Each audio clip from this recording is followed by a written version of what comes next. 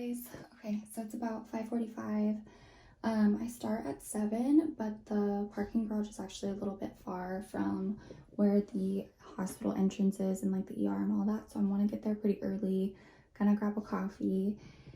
And yeah, I'm nervous. I'm excited. So let's just hope today's a good day, that I learn a lot, and that my preceptor is really, really good. All right, well then I will see you guys when I get to the hospital. Bye. Hi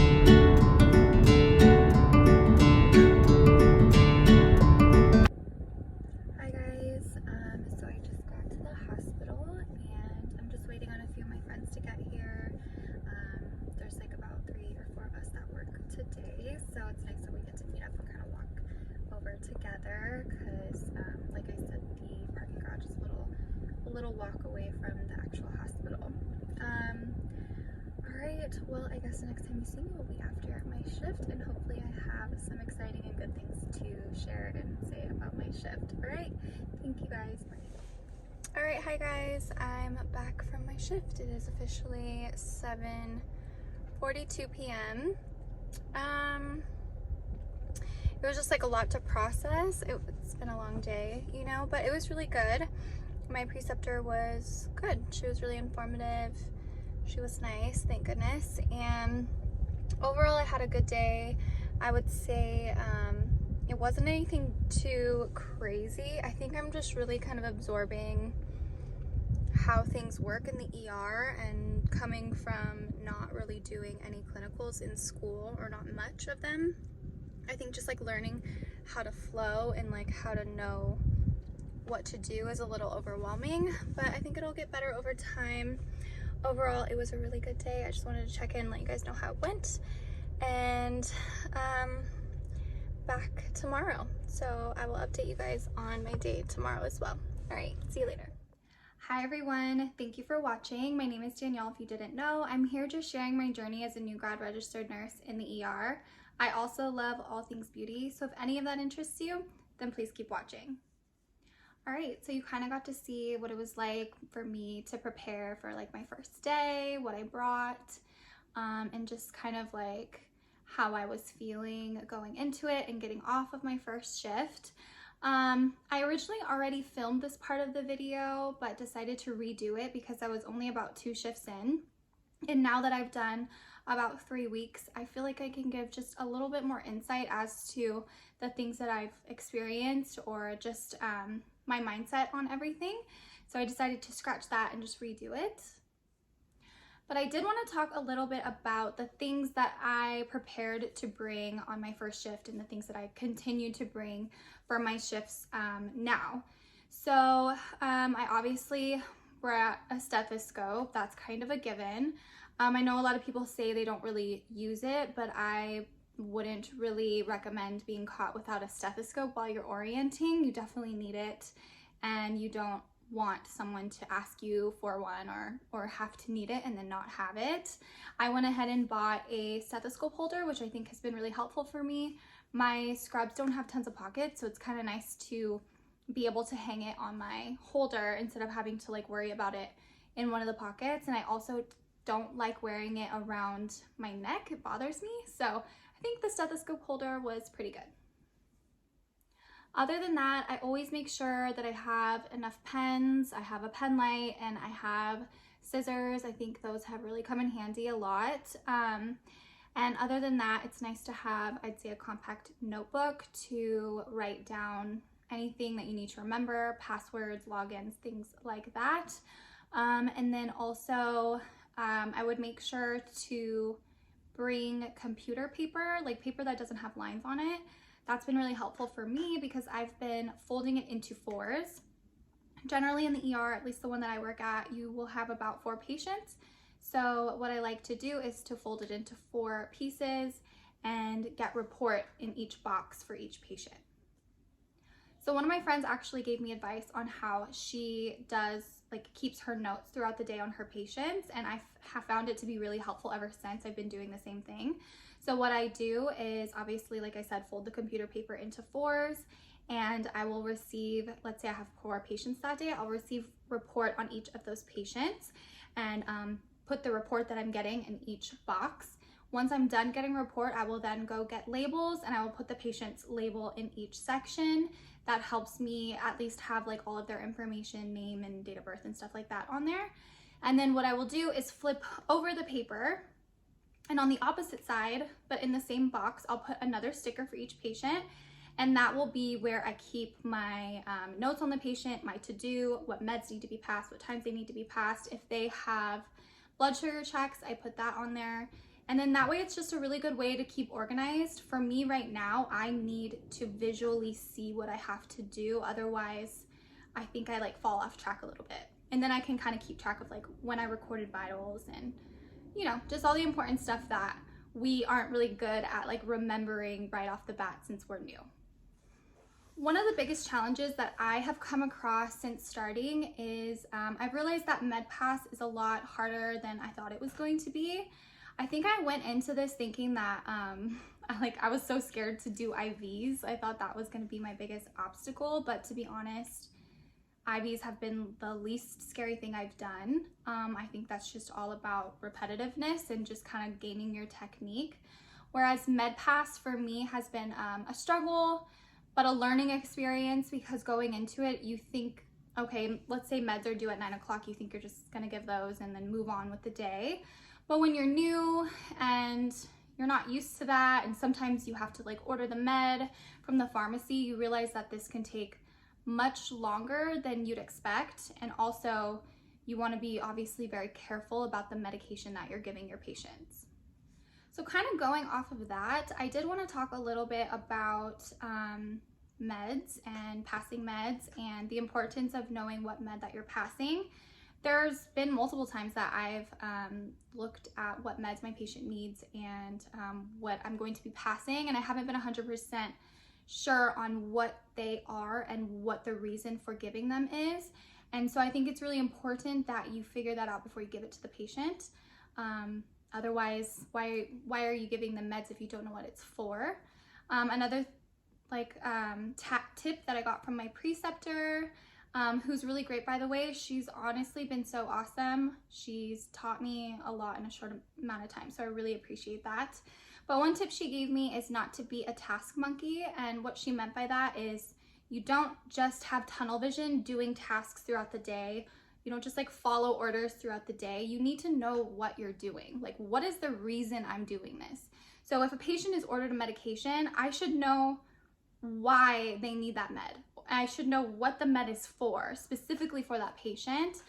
And then that way, at least you know what you're doing. If something doesn't make sense to you, then you should question it. We're all humans. Humans make errors. Doctors are busy. And so we want to just make sure that we're advocating for our patient and that we know what we're doing and covering our butts. And at least if someone was to ask like why you gave that med, you would be able to answer that. One of the things I did to help me with that situation was with my little notebook that I kept in my pocket. If there was a medication that I didn't fully understand, even if I kind of knew, you know, there's certain meds you could be like, oh, okay, that's a beta blocker. But if I wasn't 100% sure why, like what the normal dosages are for that specific medication, I would write it down and then go home later and look it up in my Davis drug guide. I did have like a pretty good list of meds that I was coming home and looking at every day, because as a nurse, you're coming across so many different patients and they all have different meds. And like I said, it's just important to know what meds you're giving your patients. A tip I have, if you are a new grad and you are going to start orienting and you're nervous, just like the rest of us, is to just jump right in. I sometimes get in my head, I think like, oh, well, like, how am I gonna know what to do? Like, I'm scared to do that. I've never done that before. But like, honestly, let's say your preceptor needs to give a Foley catheter, but you've never placed one on a live human. Offer to do it, but like have her there. She can guide you, or he can guide you and show you how to do it. I've done so many different skills that I haven't done in school or in clinical. And honestly, after I do it once, I feel much more comfortable that I at least tried it. And then if I'm on my own, at least I know I've at least did it once with the supervision of my preceptor. So with that being said, I do feel like your preceptor can contribute a lot to your experience as a new grad. Obviously, They're the ones guiding you. You're learning their habits. You're seeing the way that they operate, which can in turn influence the way that you do things. I think having a good preceptor is important, but not just having a good one. I think one that you mesh well with. I was really lucky. I got a really great preceptor that I feel like taught me really well. I almost didn't have many questions because she explained things really well. But if you feel like you and your preceptor don't mesh, I wouldn't be afraid to say that, because in the long run, you're going to be the one that suffers from that. Sometimes it's not because they're doing anything wrong, but sometimes personalities don't mix together. Learning styles, teaching styles just don't mix. So I definitely recommend, if you don't feel like you're a good fit with your preceptor, that you say something, advocate for yourself so that you can have the best learning experience you can. All right, so leading to the last thing that I want to talk about is mindset. I'm pretty guilty of getting in my head, doubting myself. It's something that I'm really working on. I tend to think like, how will I ever be able to be like that smart to know what to do? I think that's the hardest thing being a new grad, is like going into a new place. Not only are you responsible for patients, but you have like expectations. Like, people have eyes on you. They want to know if you are learning, if you're trying to learn, if you're asking questions. You know, it's a really high stress and it's a lot of pressure on someone that's still learning. But my advice to you, if you're feeling this way, is to change your mindset and just understand that there isn't anyone that has become a nurse and went onto the floor knowing exactly what they were doing. We all started somewhere, and all of these people who seem so experienced and so smart were once where we were, and they were scared too. And I think being scared is a good thing, because if you're overconfident, that's when mistakes happen. So I think that it's really important that you change your mindset, and instead of saying like, oh my God, I'm scared, like I can't do this, like I will never be able to do this, I think it's important to tell yourself that the more that you learn, the more that you do it, the more you'll feel comfortable. The fact that you're scared shows that you care. And just don't be afraid to jump in and just start doing it. But if you don't know, you definitely need to ask questions and just be careful, advocate for yourself. If you have questions, ask somebody. You'll kind of learn who you can ask questions to. There are those who are really helpful, and if you find someone like that, stick with them. Let them know like, hey, I'm just not sure about this. Like, can you just help me, or can you clarify? Because at every hospital, there's people are making mistakes, and at the end of the day, it's your fault if you didn't ask and you did something that you didn't know what you were doing.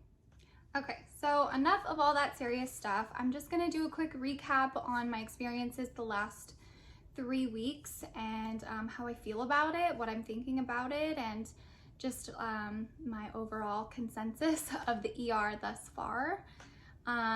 Going into it, I was obviously nervous and really scared. I was like afraid I was gonna mess up, or I didn't want to like look stupid, I guess was like my biggest thing. Like, I wanted to seem like at least I was knowledgeable, you know, I'm fresh out of school. I realized that the more you do it, I can see that I see like a light at the end of the tunnel, because each time I go in, I feel slightly more comfortable.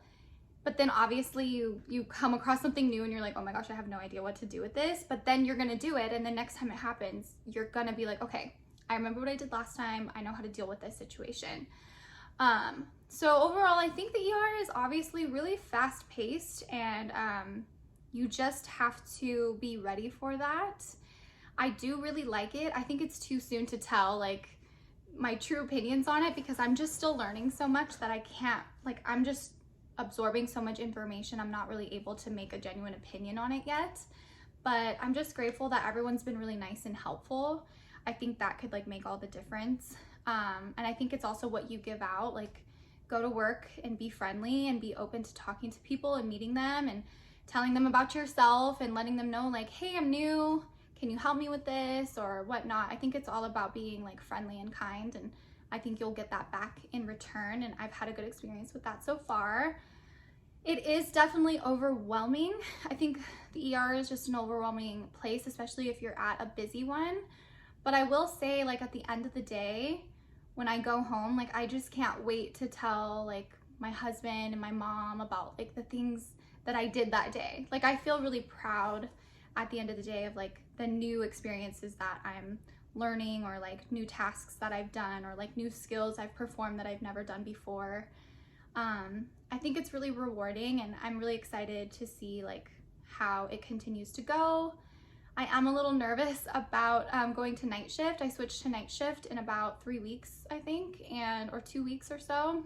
And so that's a little nerve-wracking. That's a new obstacle to overcome, you know, just trying to deal with that schedule. You know, I have kids and stuff, so that could be hard, but I am open, I'm optimistic. I think everything will work out.